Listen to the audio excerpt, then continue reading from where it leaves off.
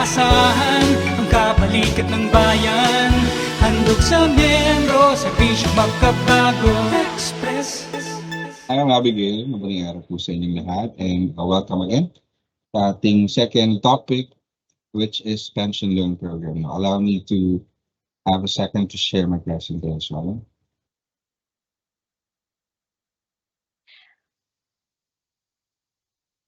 By the way, Sir Fort, loud and clear ang boses mo. Thank you so much. There, is it visible na, Ma'am Abby? Can you confirm, Yes. please? Thank you so much. Okay, so again, welcome para sa, I hope na yung mga participants natin are still here to listen dun sa ating second topic, which is the pension loan program.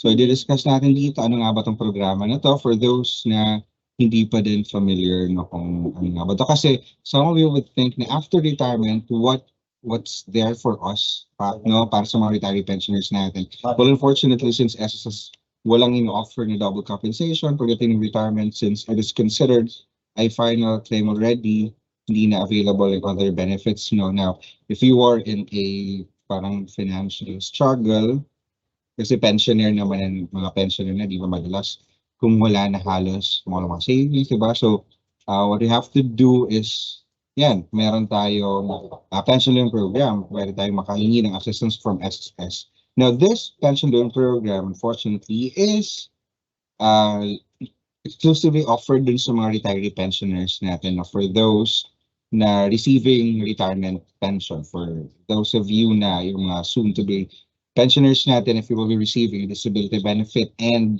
death benefit, hindi siya available. So exclusive to sa mga retiree pensioners natin. Again, if you know someone, kung hindi man kayo yung mga pensioners natin yan, if you know someone who is financially challenged right now and need ng money, pwede sila dito sa pension loan program being offered by SSS. So itong program natin nagsimula noong 2018, around August, So in-offer again, same since it began, talaga exclusive lang sa mga retiree pensioners natin.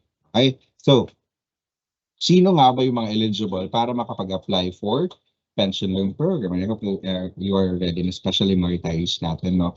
Kasi may mga limitations dito. First off, in terms of age, must be 85 years old or below at the end of the month of loan term. Since ito din po palala ko lang, this is a loan, so babayaran pa rin natin. Hindi siya benefit, but the good thing is medyo reasonable naman, especially in payment terms niya, flexible din naman. Hindi siya ganoon kabigat para sa mga retiree pensioners natin. So again, in terms of age, must be 85 years old or below.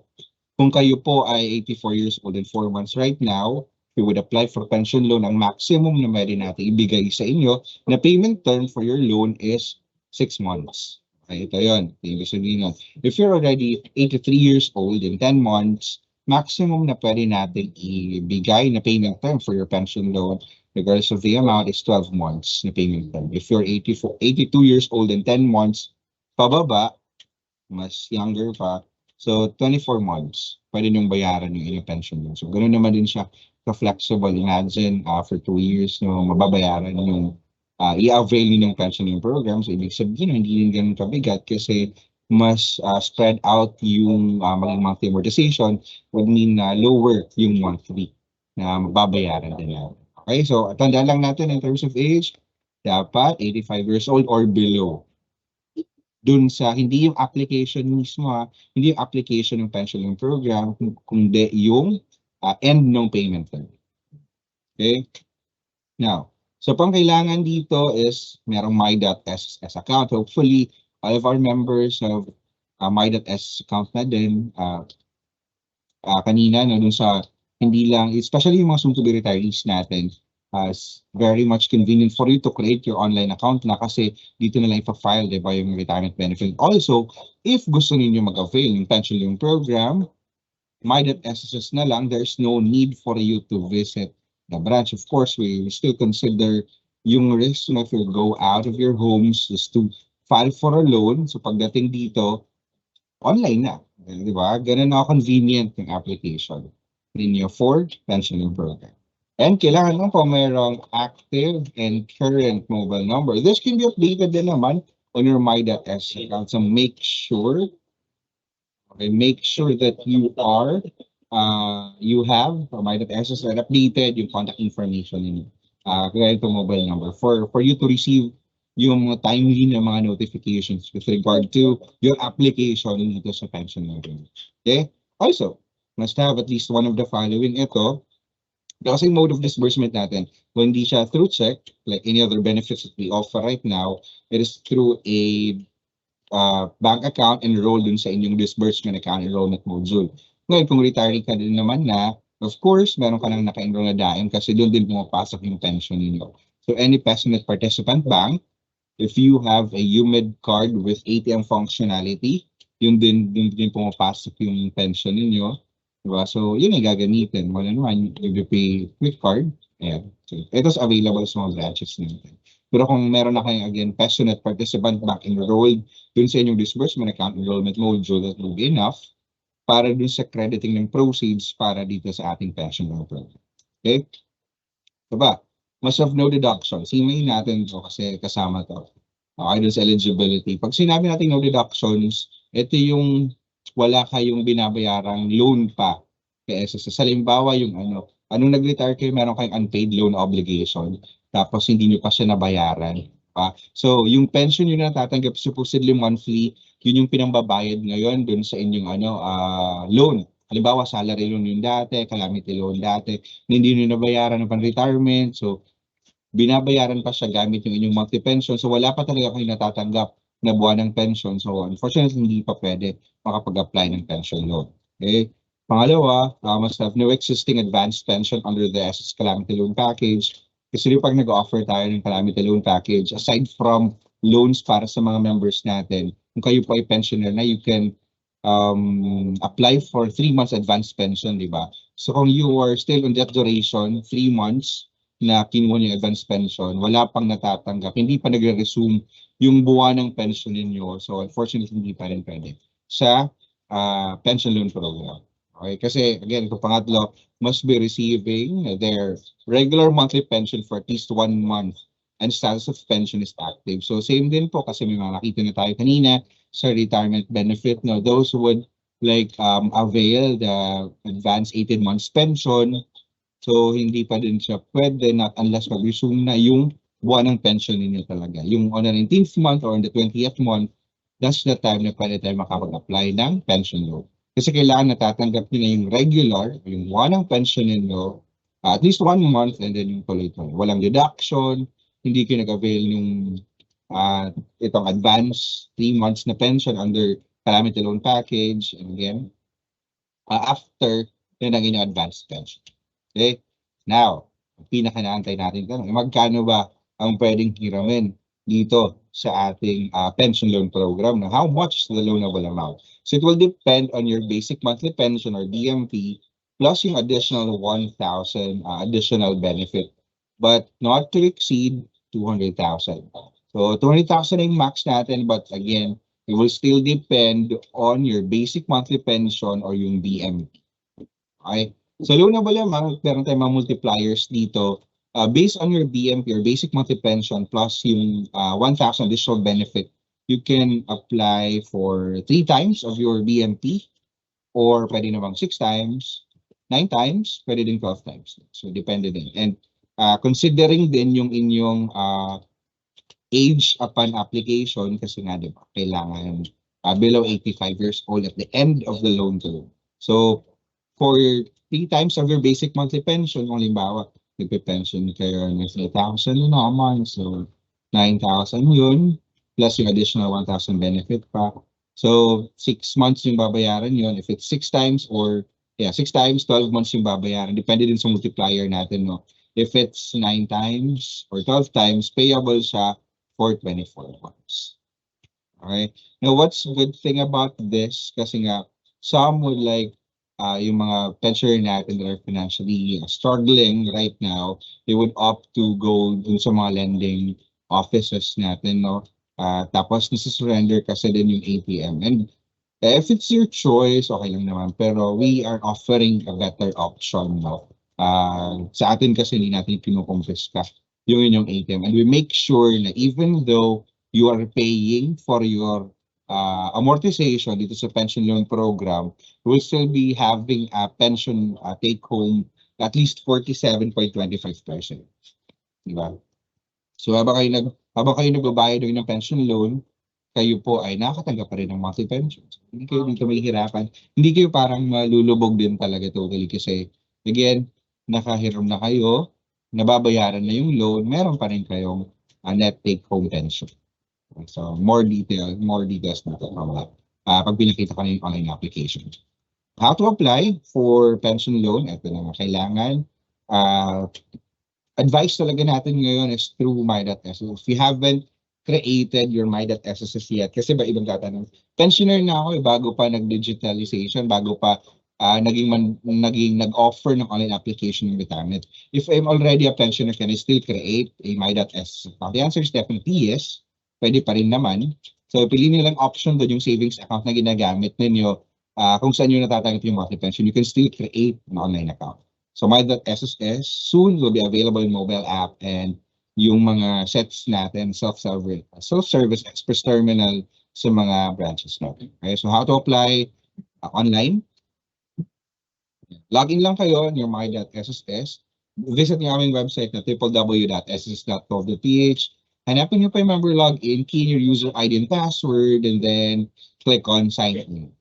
Tapos, under loans, hover nyo lang yung mouse, tutok nyo dun sa loans, tapos sa baba dun merong apply for pension loan. Apply for pension loan. Pag na-click ninyo, dito lalabas, no? Depending on your monthly pension, dito kasi yung pension is 2 to 60. Okay? So, depending on your monthly pension, may kita nyo dyan yung prescribed na loanable amount. Kasi ito pag umabot ng 12 times, hindi na siya kakayanin based sa monthly pension pag binawasan natin ng amortization tapos baka wala nang matira ng monthly pension. Sinasabi nga natin na meron pa dapat natitira at least 47.25% na basic monthly pension. So, himayin lang natin ito ng konti. Meron ilalabas na agad dito yung option na maximum again times 12 na multiplier. Kung alin yung gusto niyo dito, like kaya naman na yung monthly pension niyo ito. Times 3, 6, 7, 80. Okay? So, yung maging monthly amortization niya ito, for payable to ng 6 months, ito yung ano niya, payment term sa taas. So, multiplier, yung monthly amortization. Okay? Now, monthly pension after loan deduction. So, ito yung binabayaran ninyo monthly. Okay? Ito, matatanggap nyo pa rin to monthly, di ba? So ito yung binabayaran, ibinabawas sa pension ninyo, pero meron pa rin kayo matatanggap na monthly pension. Imagine, we're able to loan for around net 6-7, tapos nababayaran na yung pension, may pension pa rin kayo monthly. So that's how convenient our pension loan program. Hindi namin hinayang mga pensioners natin na mas lalong mahirapan when it comes to payment of this pension loan program. So, mapapansin nyo din dito na meron ditong tinatawag na CLI premium. So, this will be a credit life insurance premium which will be deducted o ibabawas natin dun sa proceeds ng inyong pension loan program. Para saan ba to? Yung CLI or yung credit life insurance na premium. Okay? Explain ko lang. Isa sa magandang feature ng pension loan program natin is this will be under group credit life insurance. So ano ba yun? Halimbawa, in-avail ninyo itong times 3 na multiplier nyo. Tapos, payable siya for 6 months. Ngayon, yung pensioner natin, nakapag-bayad na for 2 months. After 2 months, unfortunately, namatay yung member. Okay? So meron pa tayong natitirang 4 months na babayaran supposedly sa pension loan. Pero, since this is under credit life insurance, yung loan na yun upon death of member, kung hindi pa man po tapos yung kanyang payment term, considered fully paid na siya. Wala nang pension loan na maipapasa dun sa mag-claim ng funeral or death benefit. Diba? So hindi wala na iisipin yung mag-claim after death, funeral and death, wala lang maipapasang pension loan sa kanila kasi this is under insurance. So that's a good thing about our pension loan program. Pag nakinamatayan yung loan, hindi pa tapos yung payment term, considered fully paid na siya. Diba? So, ayun.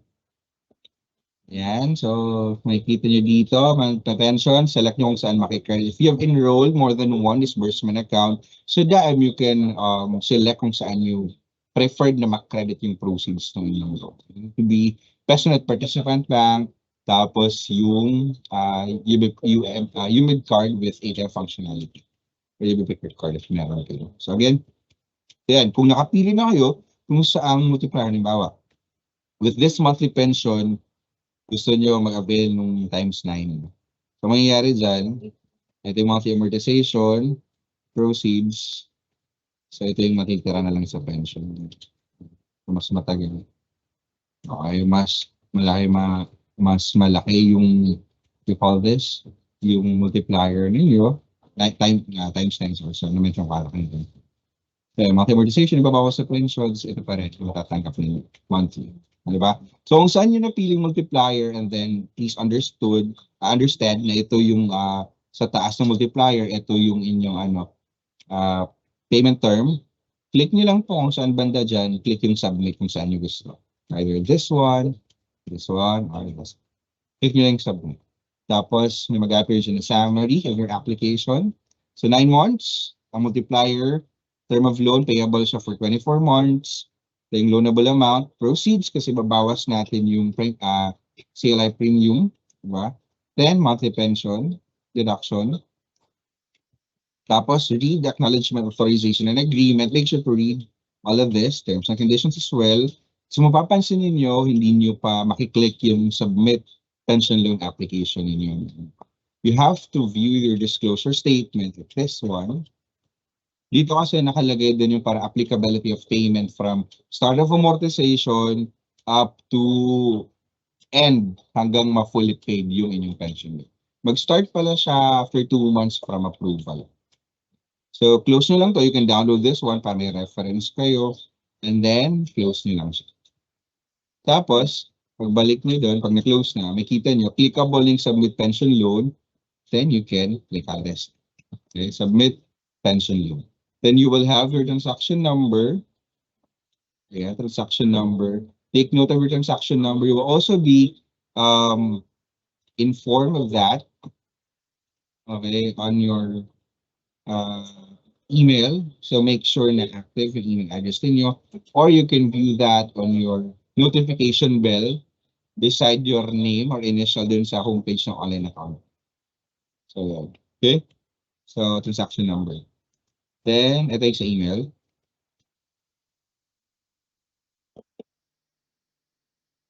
Tapos, may option naman tayo no, for those na hihirapan. Meron namang personal filing. Okay? So, you can submit the filing documents to any branch. Dapat pension loan application form.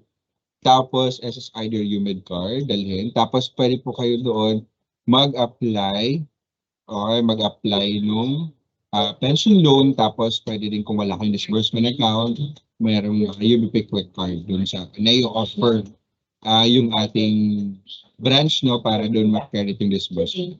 Yung inyong proceeds ng pension. Pwede. Okay, gano'n katagal yung crediting. Crediting of the pension loan program is actually 3 to 5 working days. 3 to 5 working days po. Hindi siya calendar day, so every weekdays lang. Kung may holiday, hindi din siya isasama sa bilang. So 3 to 5 working days yung crediting ng pension once approved. Okay. Main question, kagaya din ba siya ng salary loan? Pwede namin i-renew after a year or half. Yung principal is fully paid na. Pwede ba kayo mag-renew? Renewal ng loan, however, is upon full payment ng naunanan yung pension loan. So hindi siya kagaya ng salary loan na half ng term or balance is kalahati na lang, ibabawas na lang yung balance sa proceeds ng panibagong pension. Hindi siya po ganun, okay? Ang mangyayari dito sa pension loan ninyo is makakapag-reapply lang kayo once fully paid na yung loan. Okay? And of course, most starting question, how do we pay for this one? Kasi nga, senior na, syempre, do you require us to secure a PRN pa, bayaran to sa mga payment partners no SSS, SM Payment Center, di ba yung mga isang bills payment card bayad center. So hindi na ninyo kailangan lumabas ng bahay ninyo just to pay for this one. yung monthly pension, as I've been showing you earlier, it will automatically be deducted from the monthly pension of our retiree pensioner. So, di ba kanina dun sa application natin, meron na dun yung ibabawas yung monthly amortization, okay? Tapos yung matitira, yun na yung magiging monthly pension ninyo. So there is no way for your pension loan to acquire a penalty kasi on time naman tayo nagbibigay ng pension and automatic yung pagkaltas. Hindi nyo na problemahin na hala baka nakalimutan kong bayaran yung pension loan ko kasi again, it will be automatically deducted from your monthly pension. And first monthly amortization duly demanded on the second month. Halimbawa, nag-apply kayo ngayong March of 2024, May po yung magiging first month amortization ninyo. And again, automatic na lang po yun ibabawas dun sa inyong monthly pension. Okay? So actually, ganun naman yung, ganun lang thank you sa ating pension program. We have isa pa kasing program that we need to discuss. Ito kasi mas recurring to every year. Yung next topic. But before that, we'd like to encourage everyone to please follow us on our official social media accounts. We're on Facebook, Twitter, Instagram, YouTube, Viber, TikTok. So lahat po na to na social media, wala na kayong takas sa amin. If you wanna be updated, wanna be informed about the programs, latest policies, ni SSS, make sure to follow us on one or all of our social media accounts para po kayo updated and again, hindi kayo biktima ng fake news, online fixers and scammers kasi nga, naglipa na yun sila, mahirap na mabiktima, diba? So, siguraduhin na may information, we get it straight from the source. Okay? So, with that ends my presentation. Maraming salamat for your time. If you have questions, feel free to throw them in our chat facility. We'll be reading some later and we'll be answering through chat some of your questions. So, balik ko na po muna sa mga napakasipag nating mga facilitators today, Ma'am Luis and Ma'am Abby. Okay, so maraming salamat Sir Forty sa pag-discuss ng pension loan program sa ating mga ka-eskwela. So I'm sure marami po tayong natutunan at meron rin pong mga katanungan na pumasok sa ating chat facility. Pero syempre, before we proceed sa ating Q&A, we would like to inform everyone na starting simula po ng February 1, 2024, in-implement na yung online employer certification para sa involuntary separation or unemployment benefit, pati na rin yung sa ating maternity benefit application. So, yun po, meron na po tayong certification starting nung February 1, 2024. So, to know more about it, you can scan yung QR code na naka-flash sa screen para mabasa yung ating SSS Circular Number 2023-012.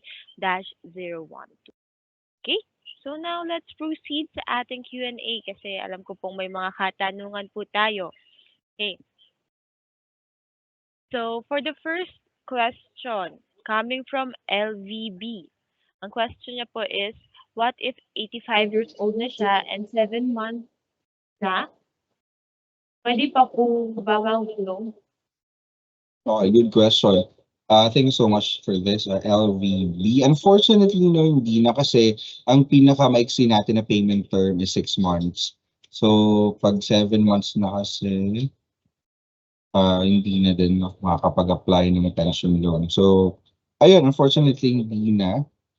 Yung doon na lang sa monthly pension niya talaga. Thank you. Okay, thank you, Sir Forty, for answering that question. So now let's proceed po sa susunod na question coming from Anonymous. So tanong ko lang po kung ilang percent po ang interest rate ng ating pension loan? Okay, good question. I actually forgot to mention this. Nasabi ko lang kanina na walang penalty, no? Kasi on time yung pension naman yung pagbabayad ninyo kasi to be deducted automatically in your monthly pension. Pagdating po sa interest rate, pension loan, it bears 10% interest rate per annum naman na. Para siyang salary loan natin. So yung 10% na yun, per year na yung computations, hindi din siya ganun kabigat. Actually, and don't worry kasi kasama na siya dun sa monthly amortization, ibabawas na lang again. Automatic yun sa inyong monthly pensions. 10% per annum, per year. Thank you. And thank you, Anonymous, for your question. So now let's proceed naman sa question coming from Pen Notarios. Yung question niya po is, pwede daw po babayaran ng cash ang natitirang loan balance sa pension loan? Okay, good question. Unfortunately, hindi siya pwede, no, kasi there's no PRN provided din. So walang PRN na mag-generate for pension loan. Automatic kasi talaga na lang siyang ibinabawas dun sa inyong monthly pension. So personal payment unfortunately is hindi po possible. Siguro antayin na lang natin matapos. Depende dun sa payment term na inyong in-apply po. Thank you. Okay, thank you rin, sir. So now let's proceed naman sa susunod na question coming from Puerto Galera Driving School. So yung question po is, kapag namatay si member na may pension loan, ibabawas ba ang natitirang utang sa matatanggap ng surviving pensioner? Okay, from Puerto Galera Driving School, ang layo na napuntahan natin.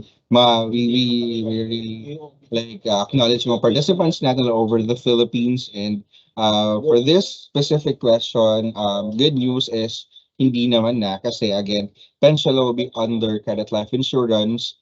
Once hindi natapos yung, or if hindi natapos yung payment term, meron pang balance, kinamatayan ng member yon, it will automatically be considered as fully paid kasi binayaran siya ng insurance and yung premium, yung bayad naman ay ibinawas dun sa proceeds ng inyong pension loan. So, good news again is hindi naman, when it comes to this question lang, hindi naman ay mapapasa yung loan sa surviving spouse. Pension loan, hindi na mapapasa.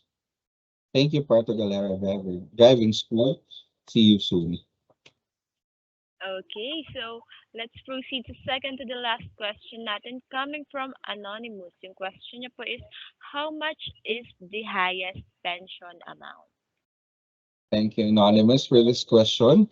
Your pension loan amount depends really kung magkano yung monthly pension ninyo. It will be multiplied by 3, by 6, by 9, or by 12. But it should not exceed 200,000. So 200,000 pesos yung pinakamataas na pension loan na maaari ninyong mahiram, pero depende pa yon doon sa inyong again monthly pension. Again, 20,000 maximum. Highest pension loan amount daw.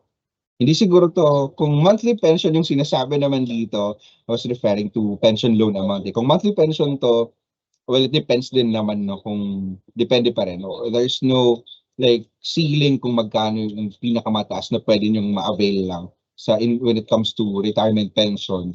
It also depends on the amount of monthly contributions, number of months and amount of contributions paid. Yung in-explain ni Ma'am Chris kanina na credited years of service and dependents if now. Thank you. Okay, thank you, sir. So now let's proceed sa ating last question coming from Anonymous. So yung question niya is regarding on the pension loan. Pwede po ba maka-file or maka-apply ng pension loan yung nagsalo ng pension ng deceased member? Thank you. Good question kasi generic nga naman yung term natin na pension loan. So for those that are receiving death benefit to kasi transfer of pension, hindi po siya available. Itong pension loan natin is exclusive lamang sa mga retiree pensioners natin. So with that being said, if you're receiving a disability pension or death benefit, death pension, surviving spouse pension, unfortunately, hindi pwede yung ating pension loan. Exclusive lang siya for our retiree pensioners. Thank you. Maasahan ang kabalikat ng bayan. Handog sa membro, serbisyong magkabago. Express.